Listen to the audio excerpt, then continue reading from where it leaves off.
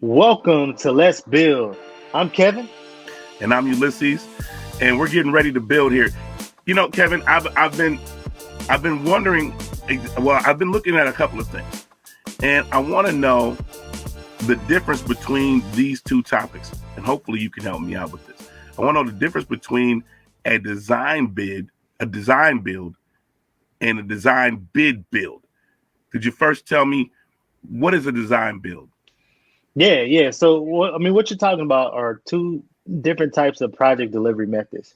And, again, the goal of project delivery method is to manage risk. So, there's two different ways to do it. So, what most people are familiar with is design, bid, build.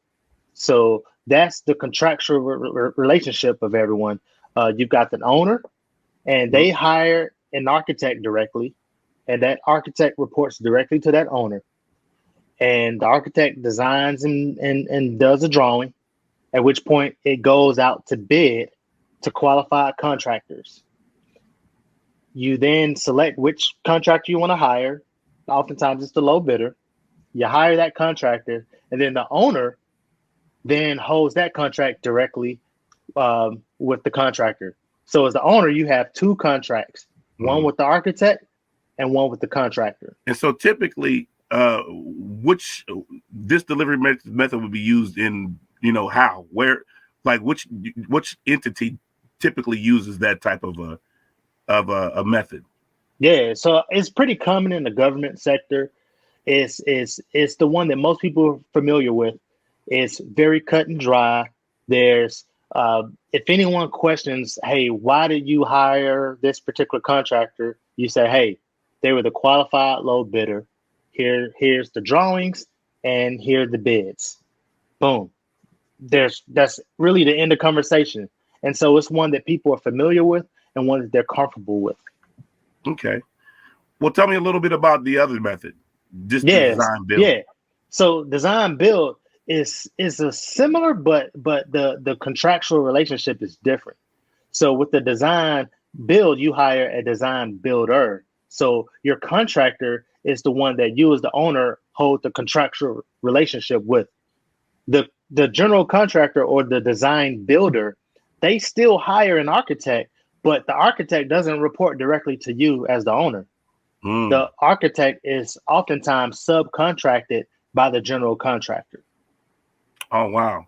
So just to put this in layman's terms for me, if I was going to get a haircut, and so if I was going to and I went and I just let the barber do whatever he wanted to do, uh it kind of would be like me having a design builder. I walk in and I don't really have control over what the haircut looks like because they're the ones that are gonna cut my hair.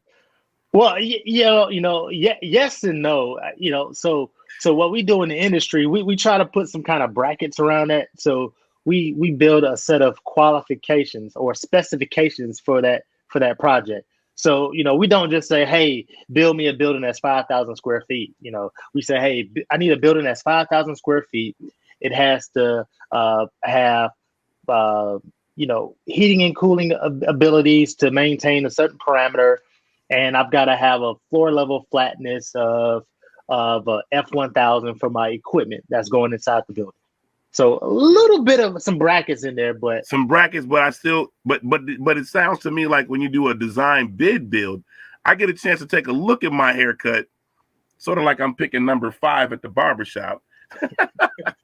hey, that makes a lot of sense. I mean, yeah. I mean, because remember, the architect is hired directly by you. And so before the contractor is even in the picture, you're building that relationship with the architect, and they're drawing it out specifically. So, yeah, your barbershop analogy, I think is right. You're looking at that number five or that number Yeah, six, and you're number like, five. yeah. And you can customize that number five. Right. You put a couple lines in it or something like that. But Yeah. um, well, that's great. I truly do have a better understanding of that. I just found it interesting being able to find to look at this project uh, and try to figure out a way to do it where I feel comfortable. So Well, so for me. learning the difference between the two, I find the comfort level, and my preference probably would be to have a design bid build versus a design build. I know that the other one is a little more time consuming because you have to go through the bid processes and things like that. But I feel like I would have a little more control in that situation, more so than I would in a design build. Well, the process that you're going through now, I think is what's key.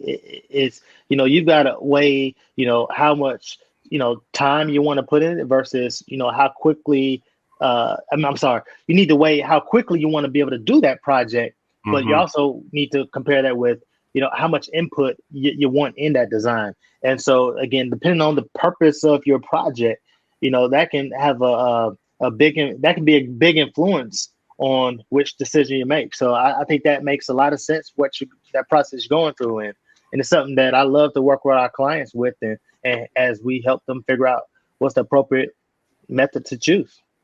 So briefly, tell me what you think is the biggest pro of a design build. The biggest pro of design build is simplicity. It's simple. As an owner, you have one throat to choke. And what's the pro in the design bid build? It's you've got more control over your design and more influence on what the end product is going to look like. Simple. It's that simple. All right.